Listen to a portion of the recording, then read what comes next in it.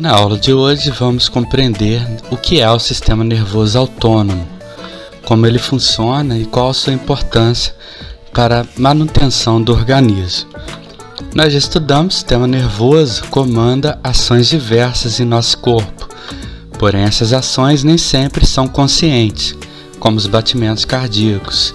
Se na selva nos deparamos com um leão, automaticamente o nosso coração acelera, independentemente do nosso comando, ou seja, mesmo ordenando ao coração que diminua o batimento, ele não obedece, pois essa é uma função involuntária, ou seja, que não depende de nossa vontade.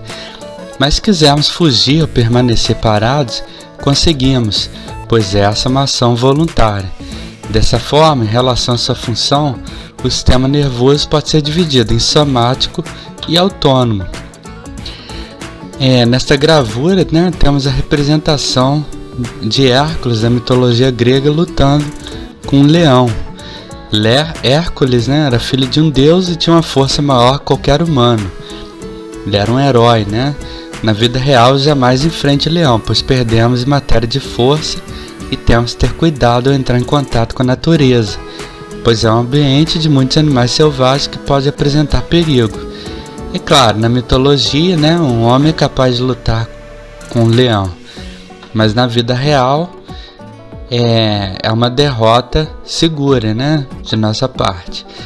Então, numa situação de perigo, de alerta, de medo, uma das reações de sobrevivência do organismo é o quê? É a aceleração dos batimentos cardíacos. Ninguém tem controle sobre isso. É um movimento, é um movimento involuntário, é uma ação involuntária. Ninguém vai controlar os batimentos do coração, ainda que queira. Já o ato de permanecer ou fugir já é uma ação que depende de nossa vontade. Uma pessoa pode escolher enfrentar um cão bravo ou fugir dele, apesar de estar com o coração acelerado, pois a liberação de adrenalina, que é um hormônio produzido pelas glândulas suprarrenais, que tem relação com o sistema nervoso. As ações voluntárias são coordenadas pelo sistema nervoso somático, formado pelo encéfalo, medula espinhal e nervos que inervam a musculatura esquelética.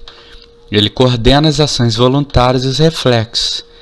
A maioria das ações relacionadas à locomoção são coordenadas por esse sistema.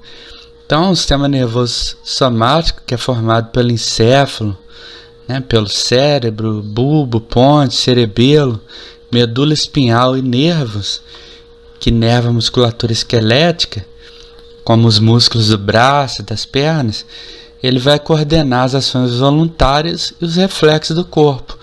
Então, nós temos certo controle sobre essas ações, sobre a maioria das ações relacionadas à locomoção, por exemplo, são coordenados por esse sistema. Já o sistema nervoso autônomo relaciona-se às ações involuntárias do organismo, sendo composto pelos nervos que inervam as musculaturas lisas dos órgãos, o músculo do coração e as glândulas. Esse sistema é de grande importância para o organismo, pois controla ações que mantêm o corpo funcionando, como a respiração, digestão, circulação, entre outros. Marco isso aqui porque o sistema nervoso autônomo ele também exerce uma função muito importante para a sobrevivência do organismo. O sistema nervoso autônomo, por sua vez, é dividido em duas categorias, em simpático e parasimpático, os quais são constituídos por gânglios nervosos, sendo o simpático localizado na região da medula espinhal, do tórax e lombar, e o parasimpático na base do crânio e da região sacral da coluna vertebral, ou seja, região inferior. As fibras simpáticas e parasimpáticas atuam nas mesmas regiões, mas com efeitos opostos. Por isso dizemos que possuem funções antagônicas. Então, podemos assim resumir grosso modo da seguinte forma: enquanto o sistema nervoso autônomo simpático ele acelera certos movimentos, certas ações involuntárias do organismo, o parasimpático ele tem um efeito de relaxamento, né? E vocês estão vendo, né, que a localização deles é bem distinta. Embora eles sejam constituídos por gânglios nervosos, ou seja, por feixes de nervos, né, de axônios, o simpático ele tem uma localização própria na medula espinhal do tórax e na região lombar, né, na região dorsal, lombar, das costas. E já o parasimpático está na base do crânio, né, e na região sacral da coluna vertebral, na região inferior. Então é importante saberem que eles exercem ações antagônicas, né, ou seja, contrárias um ao outro. Como eu expliquei, o simpático é como se ele acelerasse as ações involuntárias, né? Acelerasse os batimentos cardíacos, acelerasse a contração muscular, etc. O parasimpático ele já promove um efeito de relaxamento. Em uma situação de medo, por exemplo, o sistema simpático, que está relacionado a processos excitatórios, ou seja, o sistema simpático ele excita, né, as ações involuntárias, nos preparando para reagir ou fugir, fica ativo. Na figura 6.17 podemos reconhecer os efeitos que sentimos ao vivenciarmos alguma situação de risco ou medo, como boca seca e coração acelerado. Após a situação de risco, o sistema parasimpático entra em ação e o corpo vai se acalmando, relaxando aos poucos. Depois que cessa a situação de medo, de susto, de agonia, de perigo, o corpo relaxa, né? E quem exerce essa função é o sistema nervoso autônomo parasimpático. É importante destacar também que esse tipo de reação de lutar e fugir existe entre outras espécies. O cão mesmo, por exemplo, quando está numa situação de estresse, né, quando se depara com outro cão, vocês já perceberam que ele eriça o pelo, que ele começa a rosnar, que o tônus muscular aumenta, ele se prepara para a luta ou fuga, né? Se ele perceber que pode brigar com outro cachorro, ele vai brigar. Se ele perceber que é mais fraco, ele vai fugir, não? Então, esse tipo de reação é bastante primitivo. Dizemos assim que a espécie humana, né, o homem primitivo, desde o seu início ele herdou esse tipo de reação, né, da natureza, né, do meio natural em que ele vivia. Nos tempos em que o homem vivia da caça, da coleta, em cavernas ou em campos abertos, estava sempre disputando, né, com outras espécies da natureza o ambiente, o alimento. Então esse tipo de situação, de reação, ele é bastante primitivo. Então vamos ver aqui em resumo, né, a ação do sistema nervoso autônomo parasimpático e o simpático. Então ele é simpático porque a gente é boa? Não, não é isso. É porque ele vai exercer uma ação excitatória sobre o sistema nervoso. Então a pessoa, quando está sob a ação do sistema nervoso autônomo simpático, que ambos são involuntários, tá? Ninguém controla, a pupila dos olhos, né, vai dilatar-se, vai haver uma inibição de salivação, a boca fica seca, relaxamento dos brônquios e aumento dos batimentos cardíacos, né? Ocorre uma maior aceleração dos batimentos cardíacos, o sangue passa a ser bombeado com mais velocidade para poder irrigar os músculos, né, e aumentar o tônus muscular.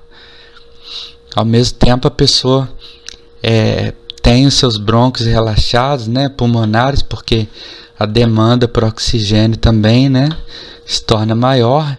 Vai haver uma inibição da atividade digestiva, porque neste caso a necessidade do organismo é o que? É aumentar, né, a capacidade de luta e fuga, né? Então, o sangue vai deslocar do sistema digestório para os músculos, né, e para outras regiões do corpo relacionadas à excitação. Vai haver o estímulo da liberação de glicose pelo fígado. A glicose é açúcar, né, porque o organismo vai precisar de mais energia. E é nas células hepáticas, né, nas mitocôndrias das células do fígado e dos músculos, que vai ocorrer o metabolismo celular, como vocês já viram em aulas anteriores sobre a célula. Vai haver uma estimulação da liberação de adrenalina e noradrenalina, que são hormônios produzidos pelas glândulas suprarrenais, que são glândulas que estão localizadas acima dos rins. Vai haver um relaxamento da bexiga urinária e vai estimular a ejaculação, né, no homem, e a contração do reto, né? Então, é um processo que está relacionado à excitação. Já o sistema nervoso parasimpático vai haver situações antagônicas, ou seja, diferentes daquelas observadas diante de uma excitação. Nesse caso, a pupila se contrai, enquanto no sistema nervoso simpático, né, sob ação excitatória, a pessoa vai sofrer uma dilatação da pupila, ela fica maior, ela se dilata, a pessoa fica com os olhos arregalados. Sob a ação do sistema nervoso parasimpático, vai haver uma contração, né? Vai haver uma diminuição, né, da pupila. Vai haver um estímulo de salivação, a boca começa a salivar. Vai haver a contração dos brâncos e diminuição dos batimentos cardíacos. A pessoa, então, que estava ofegante, né, ela vai relaxar os seus brônquios, né, os pulmonares, os batimentos diminuem. Então, ela vai conseguir respirar de uma maneira mais longa e profunda. Vai haver um estímulo da atividade digestiva. O sistema digestório volta a funcionar normalmente, né? A pessoa vai sofrer um estímulo na vesícula biliar.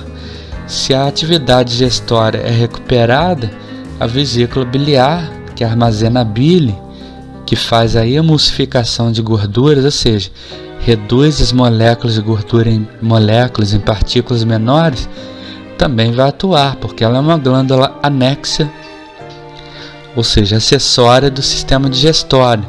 Vai haver inibição da produção de adrenalina e noradrenalina pelas glândulas suprarrenais. A pessoa se acalma, né? Ela já não fica mais sob aquele estado de tensão, como ocorria na situação de perigo. Ela vai contrair a bexiga, né? Ela vai voltar, né, a urinar, e ela relaxa o reto, né? Então, são ações, como vocês estão percebendo, antagônicas, opostas, né, umas às outras. Para concluir esta aula, vamos fazer juntos o exercício 16. Os demais é por conta de vocês, tá bom? Cite um exemplo em que ações voluntárias geram ações involuntárias em nosso corpo. Resposta: a prática de um esporte, seja ele qual for, futebol, vôlei, basquete, ginástica, exercício, musculação, pode ser um exemplo, pois fazer um exercício, se movimentar, é uma ação voluntária. A pessoa, né, tem um controle sobre a contração e relaxamento muscular, sobre o deslocamento, sobre os movimentos que ela vai fazer na prática do exercício, como abdominais, como corrida, caminhada, enfim. Mas isso produz efeitos involuntários, como aceleração dos batimentos cardíacos, produção de suor, né, para controle da temperatura do corpo, entre outros. Tá? Então está encerrada assim nossa aula sobre o sistema nervoso autônomo. Espero que tenham gostado, e se ficar alguma dúvida, entre em contato que estarei à disposição para auxiliá-los. Então, até a próxima aula.